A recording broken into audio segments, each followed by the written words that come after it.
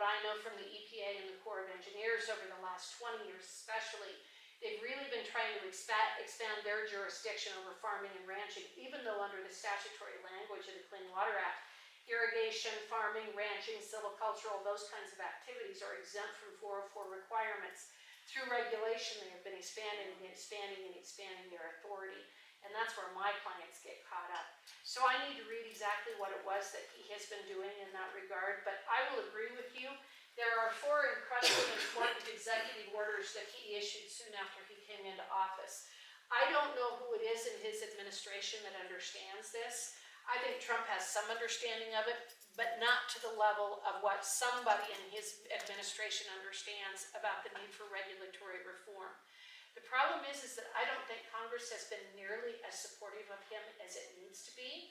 And I also believe that this is where the states really need to start making their voices heard, and they need to start screaming a lot louder and a lot more clearly about that we need to be rolling back federal regulations. And I'm going to leave you with one other thing that I just remember. I was in Washington, D.C. at the end of August, and I was attending a meeting where the White House brought in 3 states, leaders from 3 different states, North Dakota, South Dakota, and Wyoming. And I went back as a guest with one of our legislators, Sherry Steinbeck. Now it will be Senator Sherry Steinbeck, or excuse me, Steinmetz. And it was interesting to me, one of the woman from BLM was talking about the fact that they're trying to cut the number of employees in the BLM office. And a county commissioner stood up and said, you know, you need to be really careful about cutting employees because sometimes those are the highest paid jobs in our communities. So we're now looking at government as economic development and economic diversification. And my view of that is once you start walking down that road, you uncover every bad socialist idea that ever came up into anybody's brain. When you talk about government as a generator of income in your community, you've really gone down the wrong road. What was very interesting to me is that the next woman who spoke was from the Department of Labor. And she said that we have over 6 million jobs in the United States available for skilled workers, but we can't find our workers. We can't find sufficient workers that have the skills to take those jobs. I really wanted to raise my hand and say, have you guys ever thought about talking to the folks at BLM? Because maybe that is the way that we ought to be looking at our economic development, getting those skilled workers into our private sector where we so desperately need them, rather than looking at the BLM as economic development and diversification. I wanted to bring that up because I think that that's always been kind of in the back of people's mind a little bit, but they're now overtly talking about it. That was a county commissioner that stood up and said, a county commissioner in a western state, by the way, talking to BLM, saying, you need to be careful about cutting those jobs because they're some of the best jobs we have in our communities. We need to nip that in the bud, and we need to really be out there messaging about how dangerous that entire concept is, that we grow government for the sake of good paying jobs. Was that a Wyoming County Commissioner? I think that it was. Okay. We'll talk later. You know what, I shouldn't say that. I thought that it was, and as I have thought over that conversation over and over again, because it was a room and I was way in the back, I thought it might have been, I probably should take that back. I thought it might have been, but they were North Dakota, South Dakota, or Wyoming, and I was stunned by the question. Really dangerous question. So thank you, and I'll be around. We'll answer any questions that you guys have. Can I address your question? I did read an article about that act, and the thrust of it was to get water in California back to the irrigators and the farmers and away from the smelt. It was just a reprioritization that, or an equal prioritization. Smelt is just important as farming and ranching. Well, Harriet, thank you, and Bob Culver, thank you so much for being here, and Marty, thank you for being the senior elected official here who makes all of this legitimate, right? I mean, Harriet and I are citizens, and you represent the citizens of Wyoming, and thank you for being here. You've heard Harriet talk about the problem of overregulation. I don't have to convince you that we have a problem. What I'm here to convince convince you of is that the solution is not Marty, it's not Harry, it's not me, it's you. And when I think about how we have to re-educate the American people, it's not about an issue. It's about our power to change things. The political class in Washington tells us that our job as citizens is to contribute money to their campaigns and work on their campaigns and send them to Washington or send them to Cheyenne, and they will take care of governing the country. And that's fundamentally wrong. And I speak as someone who spent 14 years as a lawyer for Congress. I was Newt Gingrich's first committee counsel. I was the senior committee counsel for the Committee on House Administration, which managed the internal affairs of the House of Representatives, and I worked on election integrity issues for most of that time. I had a wonderful job in the bureaucracy that helps to manage American government. But I couldn't change American government from the inside. It wasn't possible. But we, as citizens, can. And our job as citizens is not just to send politicians off to do their work. It is to ensure that the constitutional checks and balances that protect us against the abuse of government power remain intact.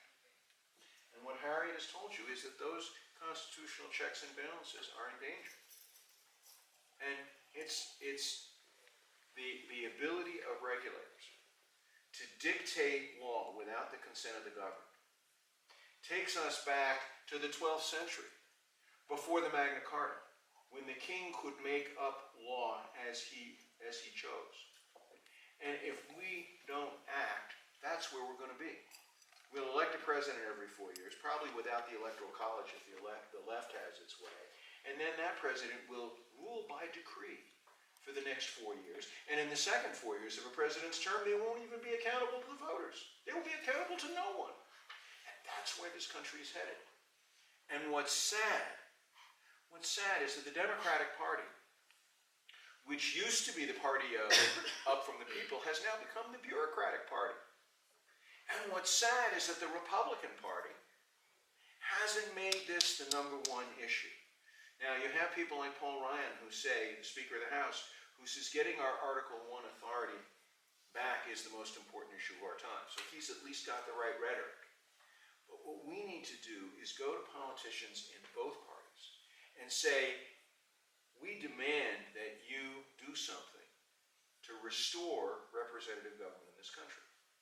So you all have that little card on your table, on your tables here, which says Regulation Freedom Amendment.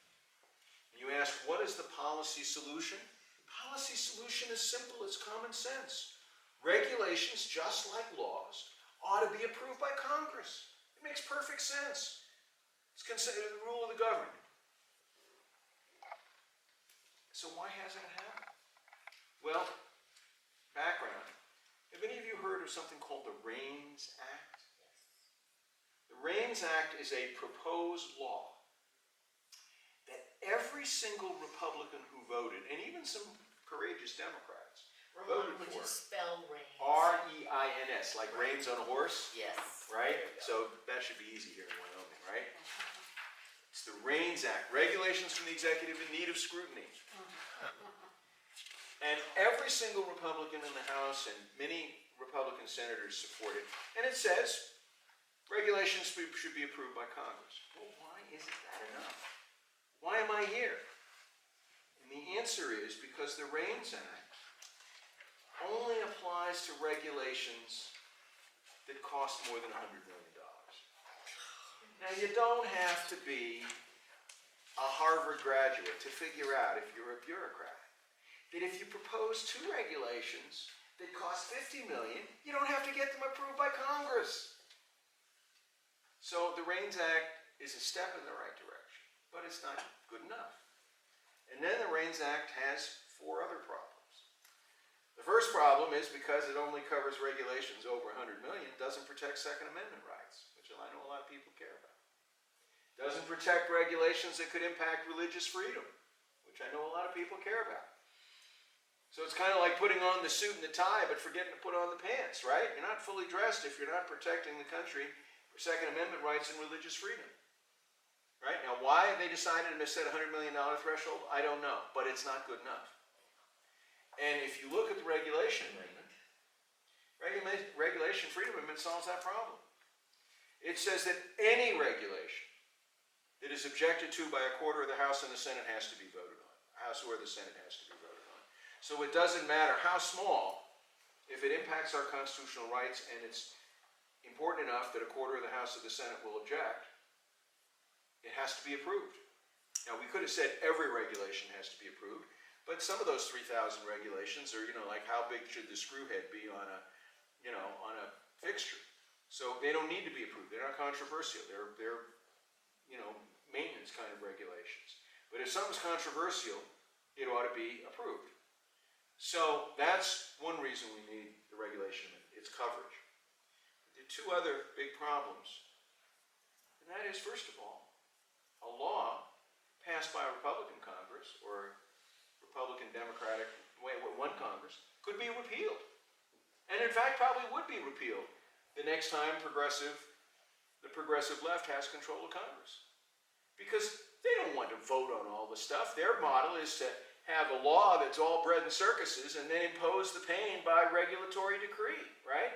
That's what they did with Obamacare. That's what they did with the Clean Water Act. That's their model. That's what they did even with Dodd-Frank, with the financial services. They pass a law that says, oh, this is how we should do things. We want all these great goals, and then they let the bureaucrats, do the hard work. So if we pass a law, no one should think that that law is going to survive beyond the next limited government majority. And the other problem is that there's some people, and there's a big debate among lawyers about this, who believe the RANDS Act is unconstitutional. And most of the liberal judges are sure that it's unconstitutional. So the next time the liberals control the Supreme Court, they'll get rid of it. So what you've got in front of you is a policy that has to be put in the Constitution. Because if it's in the Constitution, it can't be challenged in court, it can't be repealed, and the wording of it makes sure that it covers all regulations. So that's why we need a constitutional amendment, not just the RANDS Act. Now, you and anybody you talk to are going to say, yeah,